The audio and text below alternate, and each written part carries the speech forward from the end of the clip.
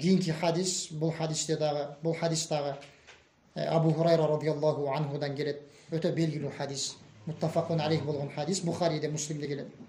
Пайгамбар саллаллаху алейхи ва саллям саб'атун юзиллухумуллаху фи зиллихи яума ла зилла илля зиллуху. 7 түрлүү адамды Аллах субханаху ва таала эртең кыямат күнү эч бир көлөкө калбаган учурда, көлөкө күндөн тосуп сактай турган көлөкө болбогон учурда өзүнүн көлөкөсүн алат деди. 7 түрлүү адамды. Ошонун биринчиси имамун адил, адилеттүү падыша. Ва шаббун наша'a фи ибадатилlah. Экинчиси Аллах субханаху ва таалага ибадат кылып жүрүп, ибадаттын үстүндө чоңойгон, ибадат кылып жүрүп кайтыш болгон, же болбосо Аллахка ибадат кылып чоңойгон жаш жигит. Кичинекейинен жаштайынан ибадатта жүргөн адам. Үчүнчүсү варажулун калбуху муаллакун бил масажид. Үчүнчү түрлүү адам бейиште Аллах субханаху, кыяматта Аллах субханаху ва тааланын көлөкөсүндө болгон адам. Жүрөгү мечиттерге байланган адам. Башка мечиттен сыртта болсо дагы анын жүрөгү мечитке байланган. Бул деген сөз мечитке көп каттаган деген сөз. Себеби адамдын жүрөгү эмне нерсеге байланган болсо ошол нерсени көбүрөөк эстеп ошол жака көбүрөөк басып барат. Баарыбыз билебиз, адам эмнени, кимди жакшы көрсө, кимди эмнени жакшы көрсө ошол жака көп каттайт. Бул жерде үчүнчүсүн баяндап пайгамбар саллаллаху алейхи ва саллям жүрөгү мечиттерге байланган адам деди. Төртүнчүсү Аллах субханаху ва тааланын жолунда бири-бири менен достошкон адамдар деди. Эки адам Аллахтын жолунда достошушкан. Бир дүнүйө үчүн эмес, кандайдыр бир мансапка жетиш үчүн эмес, Аллахтын ыраазылыгы үчүн достошуп, ошол жолдо жүрүп, ошол жолдо кайтыш болуп кеткен адамдар. Достор, мындайча айтканда. Мына ушул адам дагы эртең Аллах субханаху ва тааланын көлөкөсүндө болот. Андан кийинки адам варажулун дa'athu имраатун зату мансабин ва жамал факала инна ахафуллах. Андан кийинки адам мансабы бар, эч кимден коркпогон, мансабы бар, келбеттүү аял. Эгерде бир эркекти өзүнө чакырган болсо жаман жолго барууга. Мансабы бар, эч ким ага тоскоол кыла албайт. Аны эч ким бир жаман бир жазасын берип кое албайт. Себеби мансабы бар, хадисте айтылып аткандай. Жана келбеттүү деп атат.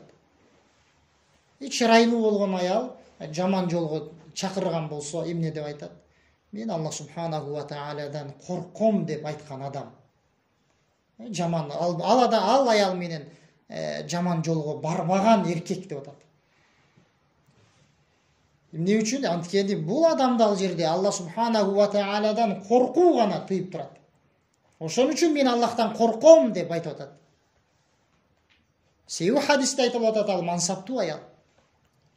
Эч ким тоскоол боло албайт. Эч ким зыян бере албайт айтканыбыздай. Жада калса келбеттүү болуп турат, бирок Аллахтан корком деп айтты.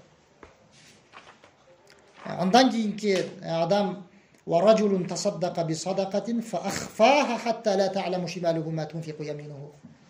Садаканы жашыруун берген адам. Ушунчалык деңгээлде берген, оң колу менен бергенди сол колу билбей кала турган. Ушунчалык деңгээлде берген. Бул деген сөз билет сөзсүз түрдө, бирок ихлас менен калыс Аллах субханаху ва тааланын ыраазылыгын көздөп туруп жашыруун берген адам. Бизге керектүү жери азыр келет хадистин аягында. Ва ражулун закараллаха халиян фафадат айна. Жетинчи түрлүү адам жалгыз абалда Аллахты зикир кылган адам. Зикир кылып, эмне фафадат айна, Аллахты эстеп туруп, көзүнөн жаш алып, ыйлап Аллахты зикир кылган адам. Ертең Алла субханаху ва тағаланың эч бир көлөкө болбогон күндө Аллахтын көлөкөсүндө болот мына ушул адам. Бизге далил боло турган жери мына акыркы 7-чи түрлүү адам. Аллахты жалгыз абалында эскерет.